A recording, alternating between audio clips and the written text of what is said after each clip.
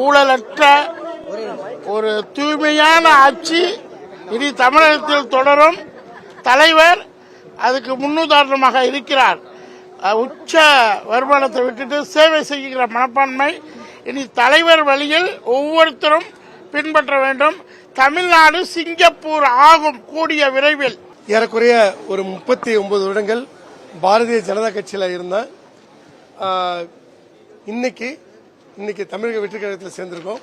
ஒரு தூய்மையான நேர்மையான இளைஞர்களுக்கு பயன்படுத்தக்கூடிய நல்வழி காட்டக்கூடிய பெண்களுக்கு பாதுகாப்பான விவசாயிகளுக்கு மற்றும் மீனவர்களுக்கு நல்ல செய்யணுன்ற நினைக்கக்கூடிய ஒரு தூய்மையான அரசுல என்னுடைய அரசியல் பயணத்தை நான் தொடங்கணும்னு ஆசைப்பட்டேன். அதனால தான் இன்னைக்கு அண்ணன் புஷியானந்த தலைமையில் இன்னைக்கு சேர்ந்திருக்கேன். ரொம்ப நன்றி.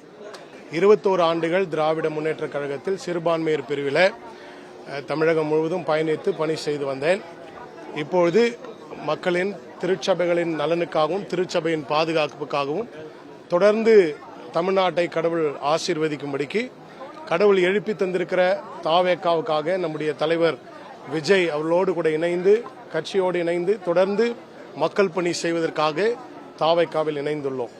சார், சிறுபான்மையினருக்கான ஆட்சியை கொடுப்பதா தான் முந்தின ஆட்சி காலத்தில் திமுக வந்திருந்தாங்க. 21 வருஷம் பயணிச்சிருக்கிறீங்க. அதை விட்டுட்டு இங்க தாவேக்காக்கு இணைகிறீங்க அப்படின்னா அதுக்கான சிறுபான்மையருக்கான ஆட்சி என்று தான் நாங்கள் சொன்னார்கள் அவர்கள்.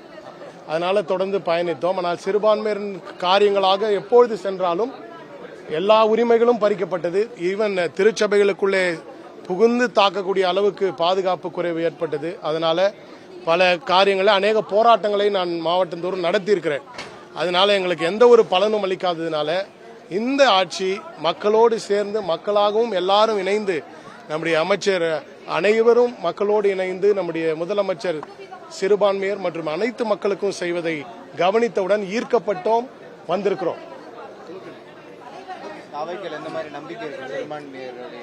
சிறுபான்மை மதசார்பற்ற ஒரு ஆட்சி என்று வரும்போது தொடர்ந்து சிறுபான்மையருக்கான நல்ல திட்டங்களையும் கொண்டு வந்திருக்கிறதையும் சிறுபான்மையர் பயமில்லாமல் வாழ்கிறதையும் இப்பொழுது பார்க்க முடிகிறது.